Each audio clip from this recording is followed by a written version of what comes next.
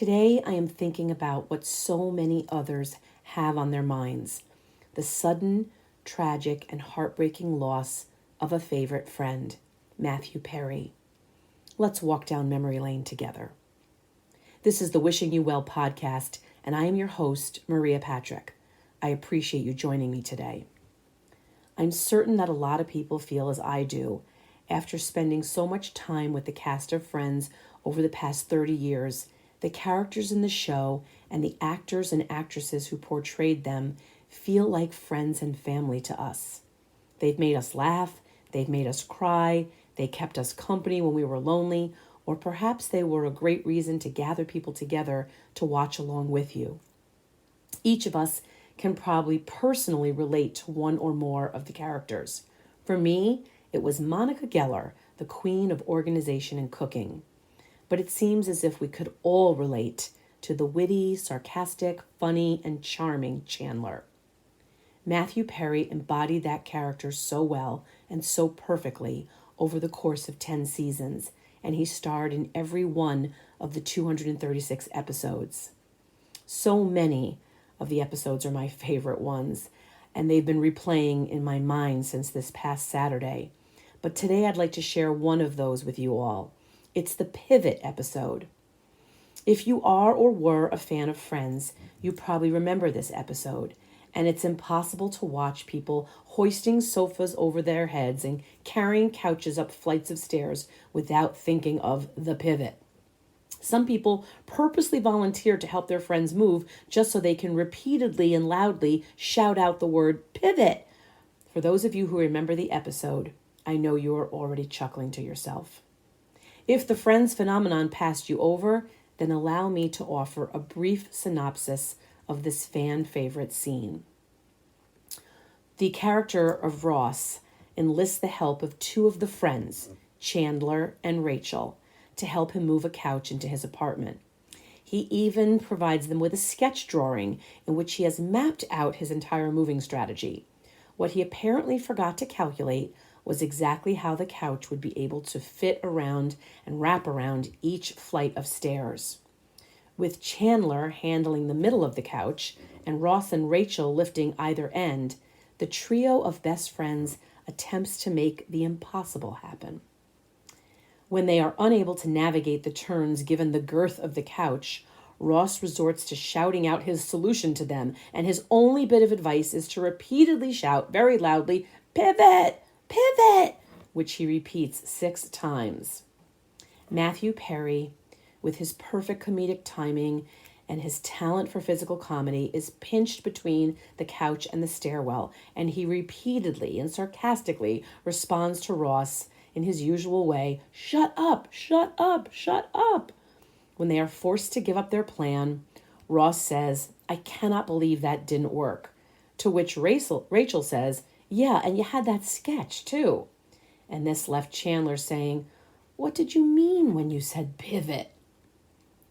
The word pivot has several meanings, one of which is the person or thing on which something depends, the central or crucial factor. It can also mean a shaft or pin on which something turns. We are in the beginning of what many consider the holiday stretch, the last few months of the year, which means it's a good time to evaluate where you are right now and come up with your own sketch, so to speak, a plan for what you would like to accomplish before year end and where you would like to be when we flip our calendars over to 2024. For some of us, this may require a pivot.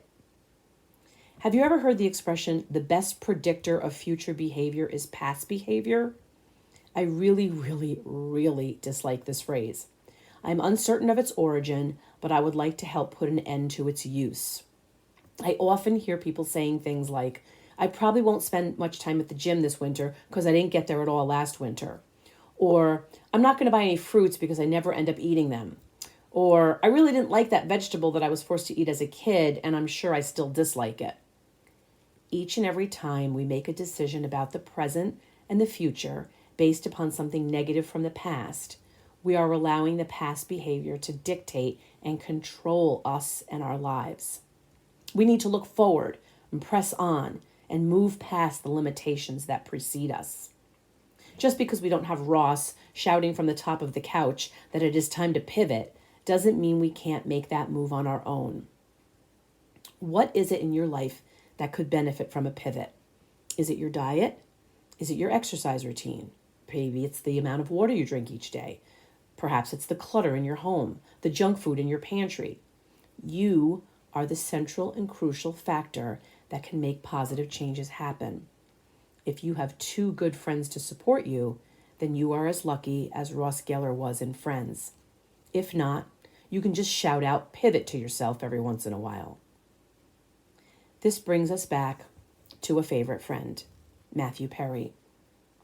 I read the memoir that he released last year. I actually read it twice. There is so much we can learn from his story, his struggles, his battles, and his valiant efforts to beat his addictions to alcohol and drugs. He was doing in life what they had trouble doing with the couch on the stairs. He was pivoting. Matthew did a lot of press when the book was released, and one of the things he said was that he wanted to be remembered most for helping others who were battling the same demons that he had fought his whole life.